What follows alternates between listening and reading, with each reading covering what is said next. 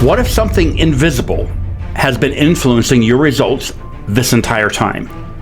Not controlling your choices, but governing the environment in which choices produce outcomes, and you were never taught how to detect it. Step into parables.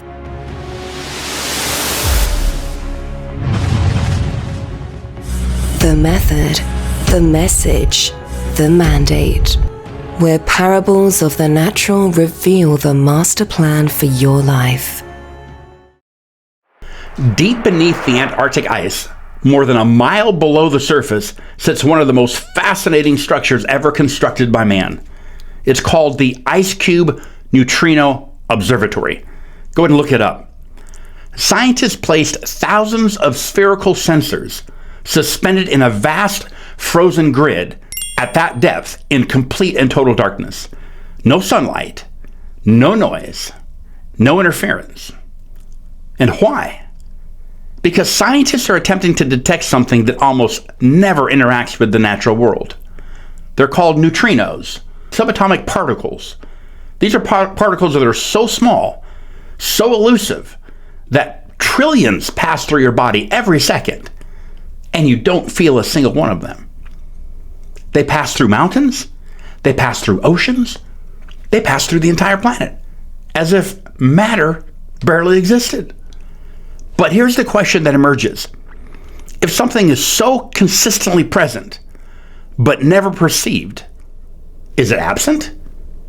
Or are we simply not aligned with the field required to detect it?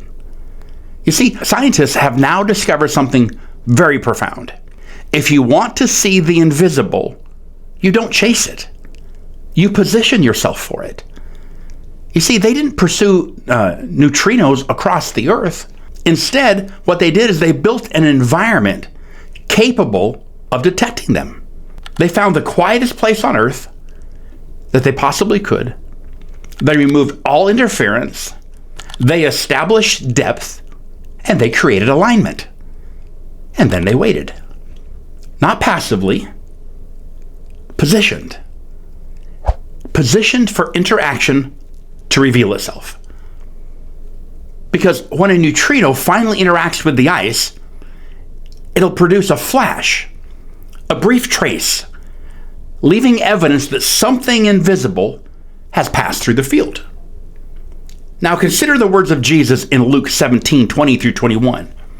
He says, "The kingdom of God does not come with observation, nor will they say, 'See here,' or 'See there.'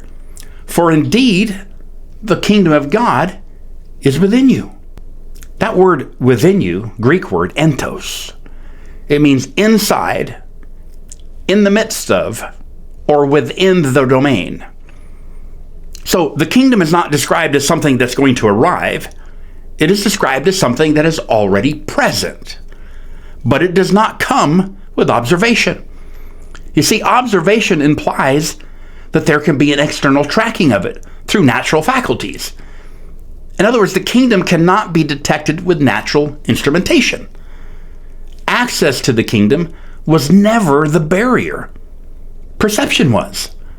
Paul confirms this very thing in 1 Corinthians 2:14, where he says, "The natural man does not receive the things of the Spirit of God, nor can he know them, because they are spiritually discerned."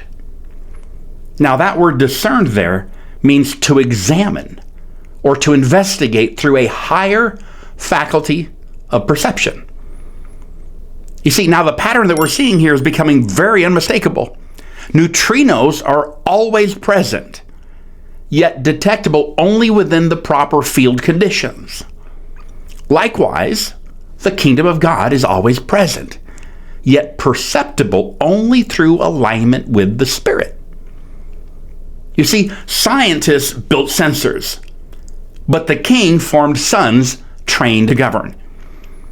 Romans 8:14 says this, "For as many as are led by the Spirit of God, they are the sons of God." That word spirit here means breath, wind, or invisible movement. You see, the Spirit cannot be seen, yet his movement can be perceived through its effects. just like the neutrino. Just like those sensors buried in the ice, your spirit is designed to detect activity in the invisible realm. You were never designed to live governed only by what you see. You're designed to be able to perceive what governs what you see. And that is why Jesus says in John 3:3, where he says, unless one is born again, he cannot see the kingdom of God. And that word see means to perceive, to recognize, or to become aware of. Not physically, internally. You see, new birth is not relocation. It is the activation of perception. Have you ever noticed that Jesus said he came to restore sight to the blind? You see, with perception restored, suddenly everything changes. Suddenly you realize that the kingdom was never hidden. It was always present. You simply were not positioned to perceive it.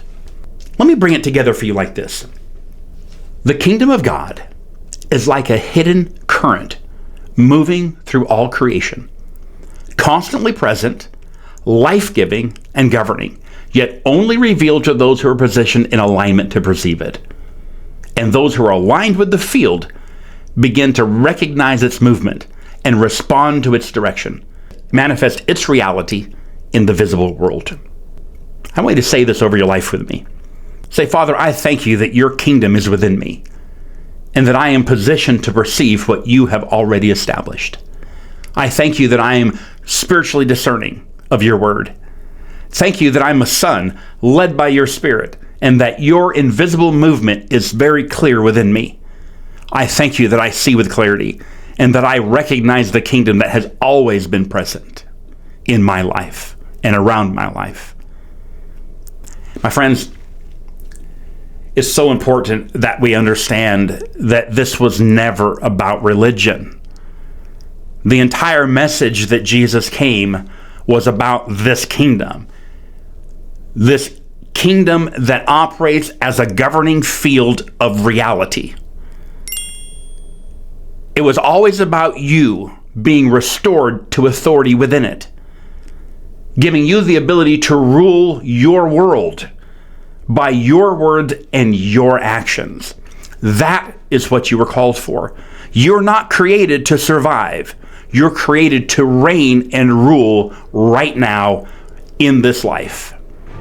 Hey, before you go, I want to place a free gift in your hands. It's called a book called The Lie of Religion. If you would like access to it, comment lie below, and I'm going to make sure that you receive it. I'm E.J. Hogan. Stay aligned. Thanks for joining us. I know you're starting to see it. Come back again. There's more to uncover.